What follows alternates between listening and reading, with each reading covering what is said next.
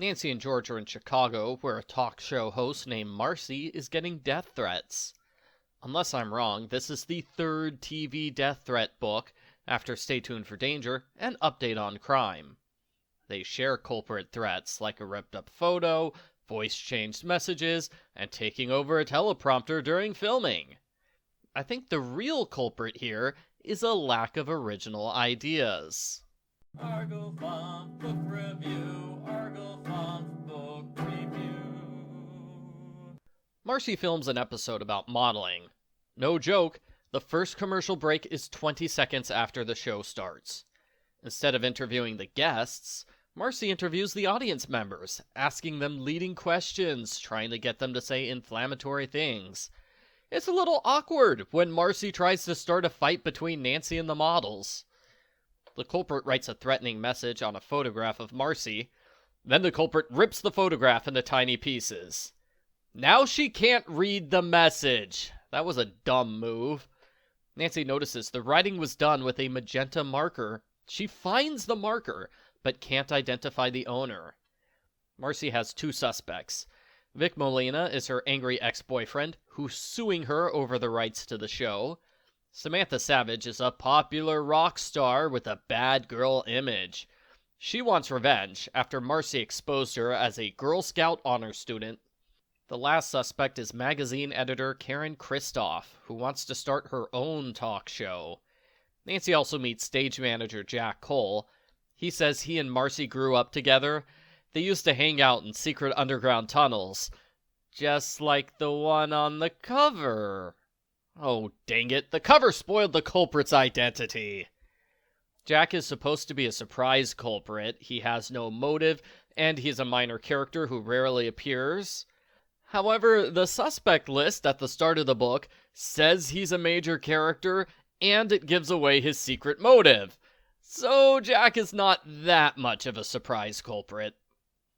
Nancy finds a letter confirming Samantha's grudge, and she sees Marcy argue with Vic. All of Karen's magazine articles about Marcy have suspiciously disappeared. Even more suspiciously, Karen fires her receptionist for asking about those articles. Marcy's next show is interrupted by a bomb threat on the teleprompter. The building is evacuated, and Nancy meets Police Lieutenant Dune. He knows Nancy is a detective, and he likes her style. Lieutenant Dune quickly changes from cool cop buddy to Mr. Useless, as he refuses to help follow up on Nancy's leads. While ransacking Nancy's room, the culprit accidentally drops the phone number for a parking garage.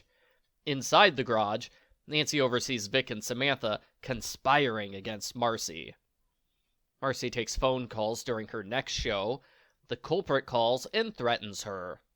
Maybe it's just me, but I thought it was hilarious when Marcy's guest interrupts and tries using therapist techniques on the culprit. The culprit's call came from next door. Nancy and Lieutenant Useless rush there. They find the culprit's distinctive scarf. Marcy's show is suspended. Nancy gets a note asking her to visit an abandoned building. Be sure to come alone. Nancy falls for this obvious trap. The culprit tries to kill her by setting the building on fire. Luckily, George figures out the trap in time. She helps Nancy escape through a window by ripping an air conditioner out of the wall. A gossip magazine reveals Vic and Samantha are going on a dance date. Nancy forces George to interrupt the date by dancing and flirting with Vic. I like how George complains, that's more of a job for Bess than for her. Samantha gets so mad about her interrupted date, she starts yelling out Vic's secrets. He's going to take over Marcy's show and replace her with Karen Kristoff. Nancy and George pose as reporters so they can interview Karen. They get photographic proof that Karen is the owner of the culprit scarf. Sadly, Lieutenant Useless claims it's not real evidence. Nancy and George confront Karen. She confesses she was forced to make the threatening phone calls. The real culprit is Jack, who is romantically obsessed with Marcy. Jack kidnaps Marcy and takes her to a catwalk in the hidden tunnels. George distracts Jack by asking him about his crimes.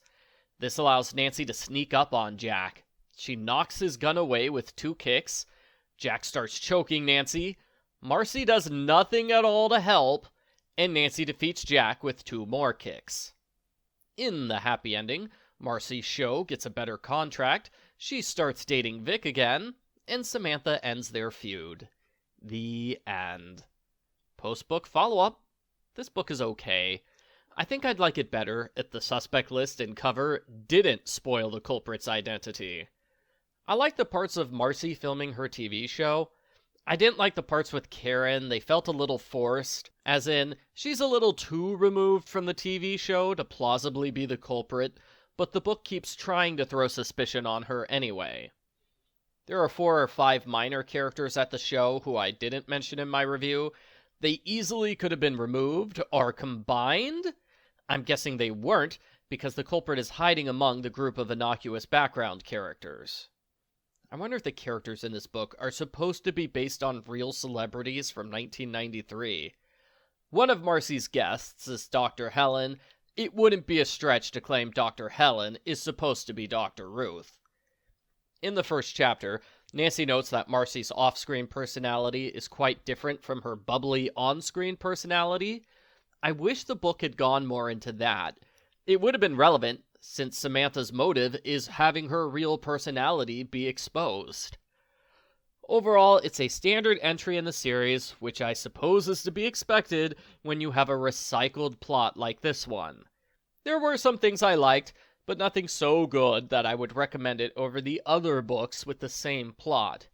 Stay Tuned for Danger will remain the important TV death threat book of the series, since they turned it into a video game. I give Nancy Drew Files number 86, Let's Talk Terror, a 5 out of 10.